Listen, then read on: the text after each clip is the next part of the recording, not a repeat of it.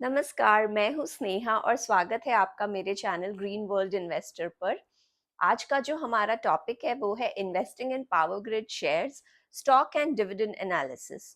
तो इस वीडियो में हम बात करेंगे पावर ग्रिड स्टॉक के बारे में, कैसे ये कंपनी काम करती है, इसकी क्या हिस्ट्री है हमारे देश में, इसकी क्या इम्पोर्टेंस है, क्या जगह रखता है और इसकी परफॉर्मेंस कैसे थी पिछले कई सालों में।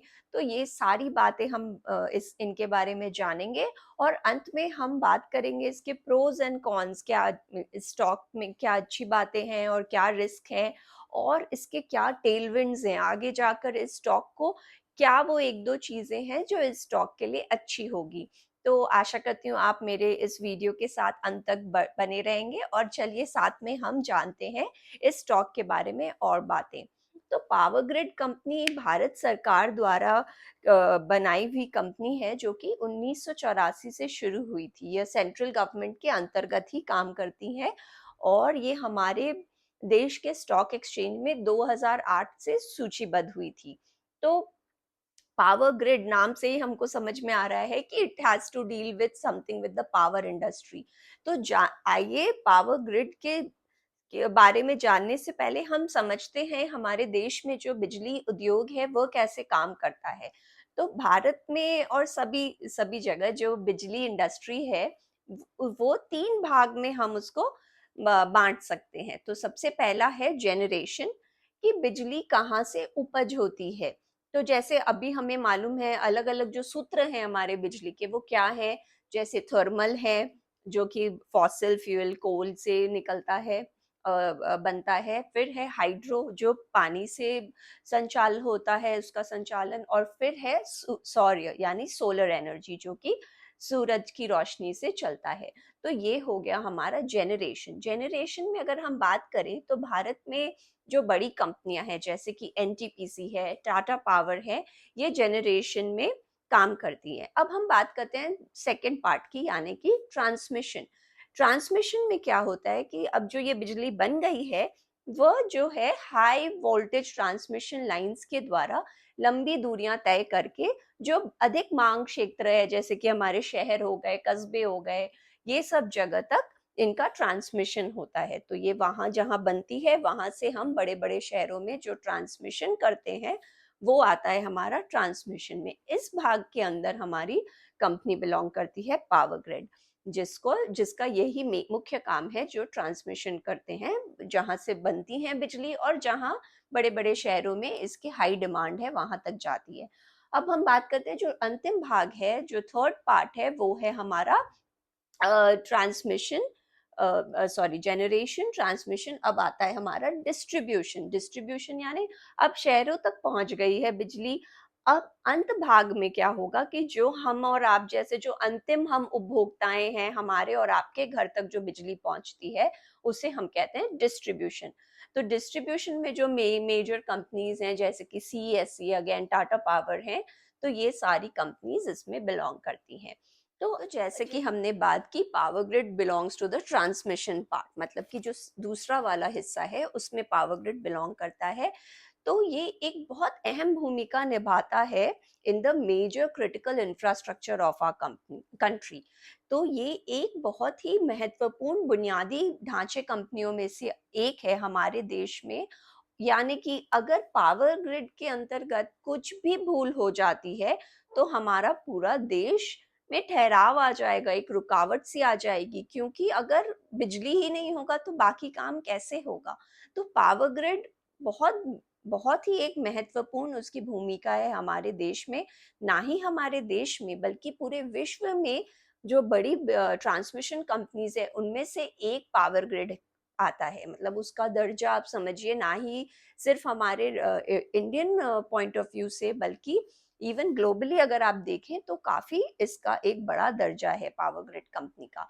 और अगर हम बात करें इसकी परफॉर्मेंस के बारे में जो कि हम अभी डिटेल्स में और देखेंगे, तो पिछले कई सालों में इस कंपनी ने ना कि सिर्फ फिनेंशियली यानी आर्थिक रूप से बल्कि ऑपरेशनली यानी इसका संचालन भी काफी अच्छे से हुआ है और इसने काफी अच्छे सब रिटर्न्स दिए हैं जो कि we will take up later. अगर हम बात करें डिविडेंड्स की, तो ये कंपनी ने पिछले 30 सालों तक लगातार शेयर होल्डर्स को डिविडेंड भी दिया है और अभी इसकी ट्रिपल ए क्रेडिट रेटिंग भी होती है। तो अब हम आगे बढ़ते हैं कि इस कंपनी के क्या कुछ विशेषताएं हैं, क्या इसमें रिस्क हैं, और हम इसको देखते हैं कि इसने परफॉर्मेंस कैसा दिया है कई सालों में। तो अगर हम बात करते करें कि इस कंपनी में कि क्या विशेषताएं हैं, जैसे हमने बात की कि ये सेंट्रल गवर्नमेंट यानी केंद्रीय सरकार के अंतर्गत काम करता है, तो इस वजह से अन्य वितरण कंपनियों के अतिरिक्त पावर ग्रिड को भुगतान मिलने में ज्यादा परेशानी नहीं होती, और ये केंद्रीय सरकार के अंतर्गत अच्छे से संचालित भी है। तो इस ये एक मेजर हर्डल होता है जो काफी ट्रांसमिशन कंपनीज के साथ होता है, पर ये पावर ग्रिड के साथ नहीं। उसे समय समय पर अपना पेमेंट्स भी मिल जाते हैं और उसका ऑपरेशंस भी काफी स्मूथली चलता है। अगर अब आप देखें इतने सालों में जो पावर ग्रिड ने काम किया है, तो उसने एक अच्छी खासी अपनी तकनीकी विशेषज्ञाएं बना ली हैं जो कि बेजोड़ है, यानी इसका कोई मुकाबला नहीं है। In other words it has strong competitive advantages. तो ये जो उसने इतने सालों में इस कंपनी ने बना ली है, इस ये बनाना आसान नहीं है। ये जो हम एक एक पॉइंट से बिजनेस बनता है, जो ऐसे बिजनेस उसने बना लिया है, वो किसी भी न्यू कंपनी जो भी एंटर करती है उसको काफी समय लगता है ये बनाने में। पर power grid as a company is now a well established company with no major with high competitive advantages and strong entries of barriers। तो ये अगर हम देखें तो इसका सबसे बड़ा इसकी विशेषता है। अब हम बात करते हैं कि ये काम कैसे करता है। तो पहले जो पावर ग्रिड है उसको सारा काम नॉमिनेशन के द्वारा मिलता था, पर अब भारतीय सरकार ने थोड़ी प्राइवेट सेक्टर की भी अनुमति दे दी है। हालांकि उनका जो शेयर है वो कम ही है, क्योंकि अभी भी पावर ग्रिड मोस्टली सब काम टीपीसीबी ऑक्शन के अंतर्गत ही ज्यादा काम करता है। अब हम अगर बात करें बिजनेस डाइवर्सिफिकेशन की, तो हालांकि पावर ग्रिड सबका जो मेन बिजनेस है वो ट्रांसमिशन ही है। अगर हम बिजनेस डाइवर्सिफिकेशन देखें तो 90% ऑफ अराउंड 90% जो उसकी रेवेन्यूज हैं वो उसे ट्रांसमिशन से ही कमाती हैं।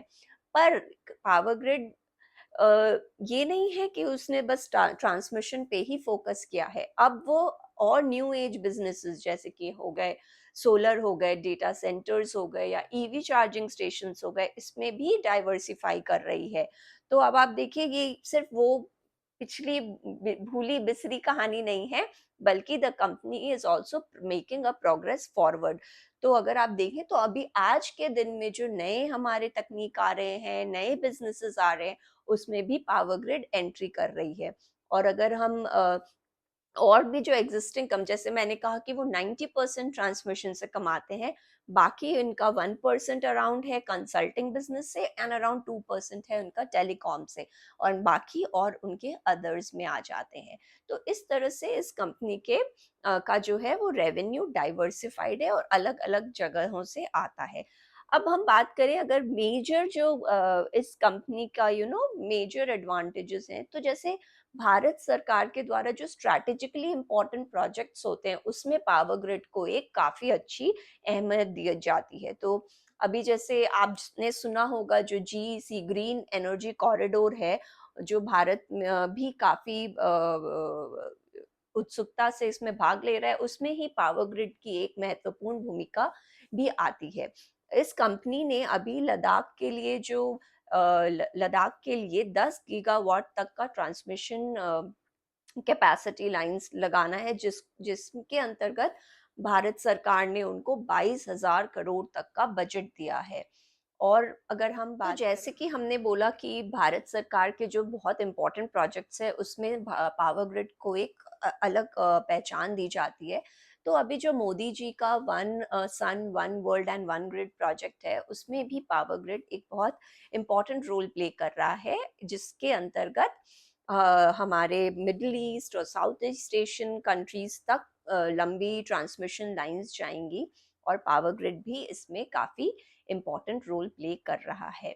तो अब हम बात करते हैं, ये तो हो गई सब हमारी ऑपरेशंस के बारे में कि कंपनी कैसे काम करती है, क्या टाइप की काम करती है, उसके रेवेन्यूज क्या हैं।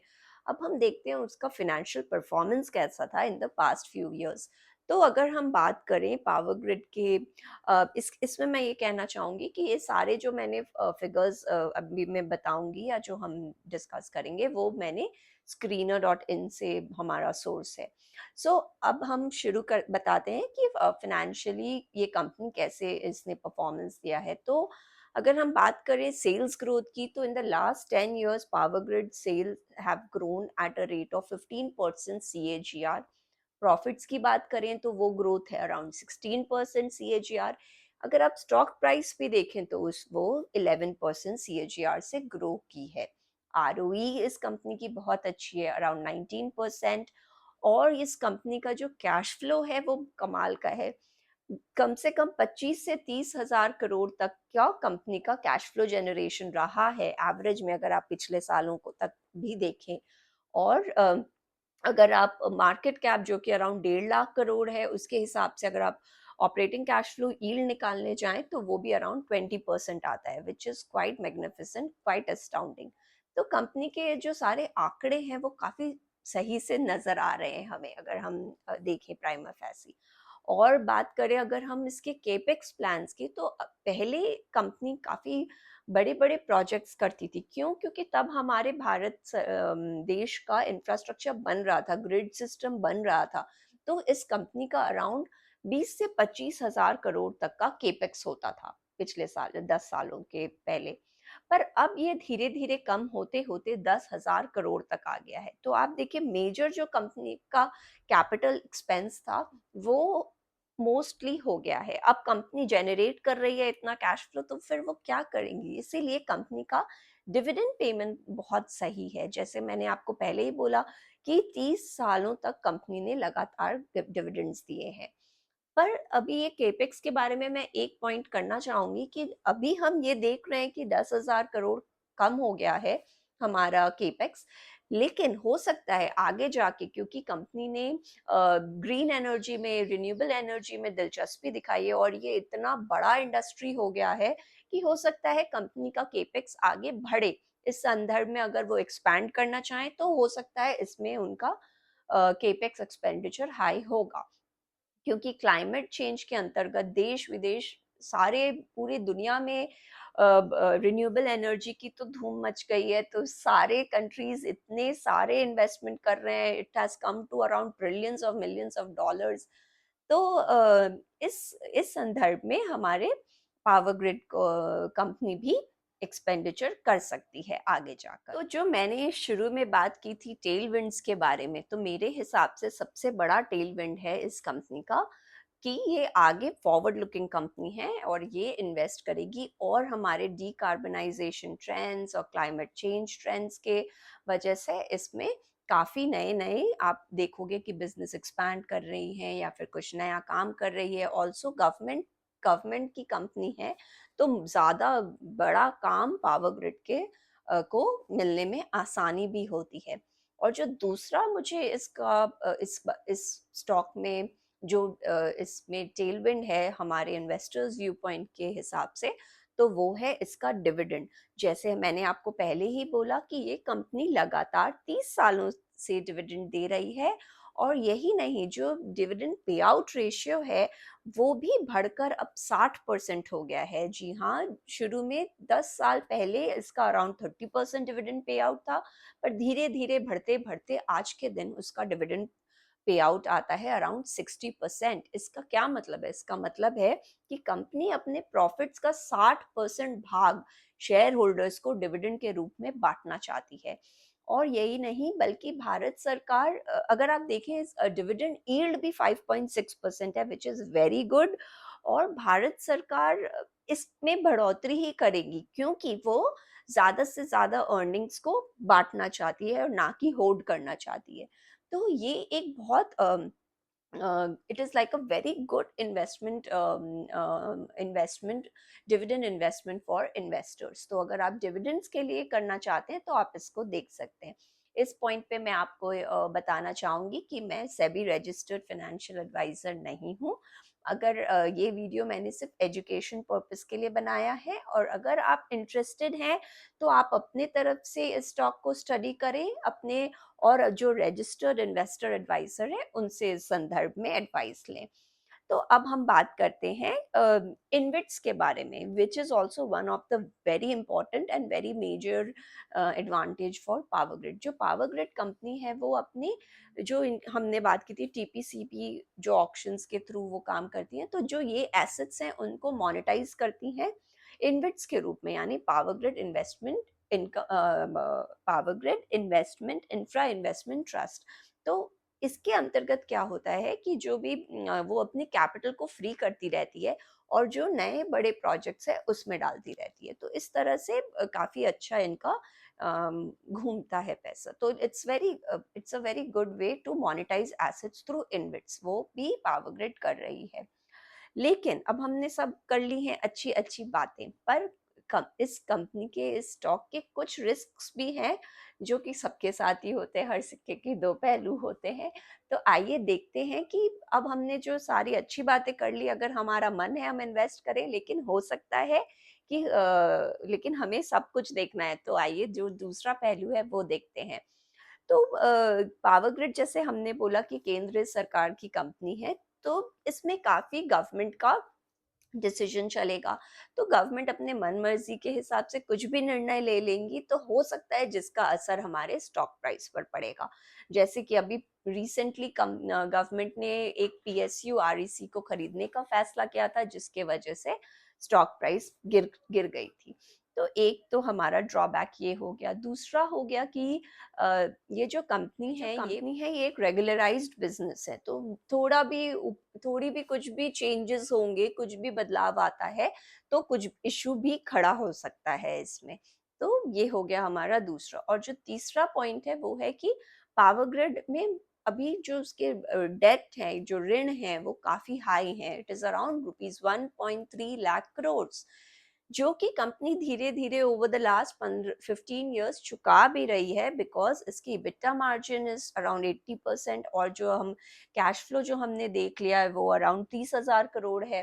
तो उसके अंतर्गत कंपनी की कैपेसिटी है और वो चुका भी रही है, जिसके वजह से डेट धीरे धीरे कम हो जाना चाहिए। But it is a huge debt balance that is sitting on the balance sheet, which you must be aware of.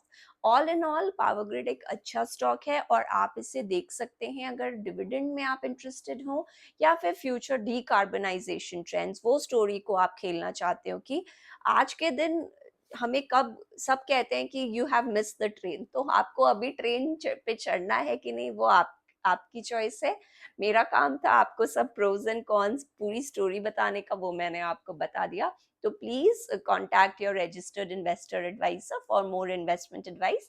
I hope you like my video, और इस वीडियो को ज़रूर लाइक करें, मेरे चैनल को सब्सक्राइब करें, और वीडियो को और लोगों के साथ शेयर करें ताकि मैं और अच्छी स्टोरीज बनाकर आपके लिए पेश कर सकूं। तो प्लीज़ सब्सक्राइब करने के लिए आप देखिए कि यहाँ एक छोटा ग्रीन ग्लोब दिख रहा होगा आपको on the right side of the video, उस पर क्लिक करें, वो आपको डायरेक्टली सब्सक्राइब पे ले जाएगा। आपका दिन शुभ हो। Thank you. बाय।